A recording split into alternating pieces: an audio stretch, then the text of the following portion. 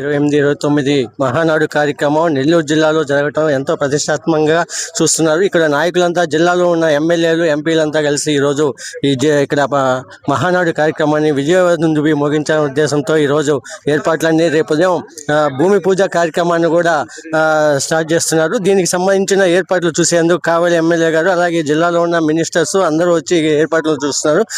అసలు ఇక్కడ ఎమ్మెల్యే గారు ఉన్నారు, కావలి ఎమ్మెల్యే గారు. ఒకసారి అడిగి సార్, రేపు చెప్పండి, ఈ జిల్లాలో మహానాడు కార్యక్రమం నిర్వహిస్తున్నారు, ఎలా చూడబోతారు మీరు కావలి నియోజకవర్గం?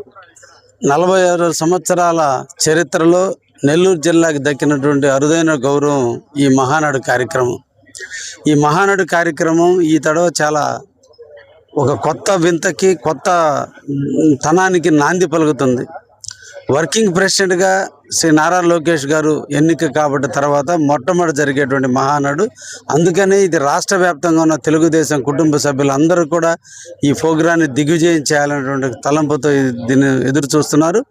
రేపటి ఉదయం 10:22 దీని శంకుస్థాపన కార్యక్రమాన్ని చేయటం.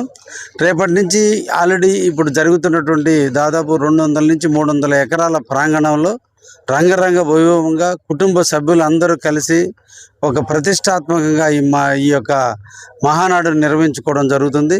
స్వర్గీయ ఎన్టీ రామారావు గారు, తెలుగుదేశం ఆవిర్భావకులైనటువంటి నందమూరి తారక రామారావు గారు పుట్టినరోజున ఈ రాష్ట్రానికి దిశ దశ ఎలా ఉండాలి, ఈ రాష్ట్రాన్ని ఎలా అభివృద్ధి చేయాలనేటువంటిది కింద స్థాయి అధికారి దగ్గరని కార్యకర్త మొదలుకొని దేశ స్థాయి అధ్యక్షుడి వరకు అందరూ కూడా చర్చించి భవిష్యత్తులో ప్రజల అవసరాల కోసం ఈ రాష్ట్రాన్ని ఎలా నడపాలి, ఎలా దిశని ముందుకు తీసుకుపోవాలన్న ఆలోచనతో తెలుగుదేశం పార్టీ కొన్ని సంశయాత్మకమైనటువంటి నిర్ణయాలు తీసుకున్నటువంటి పరిస్థితులు ఉన్నాయి.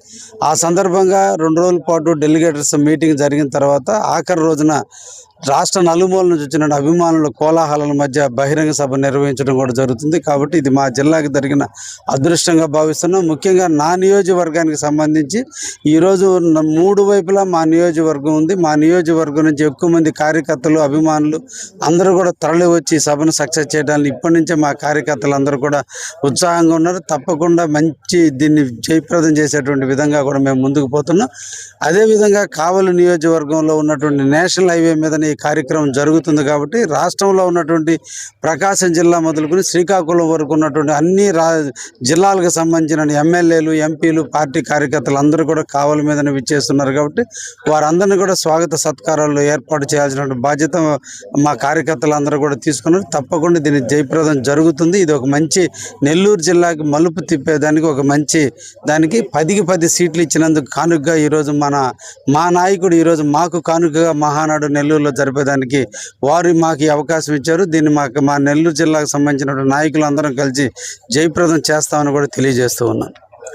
అలాగే నెల్లూరు జిల్లాలో జరగటం అదే ఎంతో అదృష్టంగా ఉందని చెప్పేసి కావలి ఎమ్మెల్యే గారు కావ్య కృష్ణారెడ్డి గారు తెలియజేస్తున్నారు. అలాగే శ్రీకాకుళం నుంచి, వైజాగ్ నుంచి కూడా ఎంతోమంది ముఖ్య అతిథులు, ఎమ్మెల్యేలు, ఎంపీలు అందరూ కూడా మా నియోజకవర్గం మీదే వస్తారు. వారికి ఎలాంటి ఇబ్బందులు లేకుండా చూసుకునే బాధ్యత మాది. అదే విధంగా మహానాడు కూడా కావలి నియోజకవర్గం నుంచి పెద్ద ఎత్తున కూడా ప్రజలు రాబోతున్నారని చెప్పేసి ఎమ్మెల్యే కావ్య కృష్ణారెడ్డి గారు తెలియజేశారు.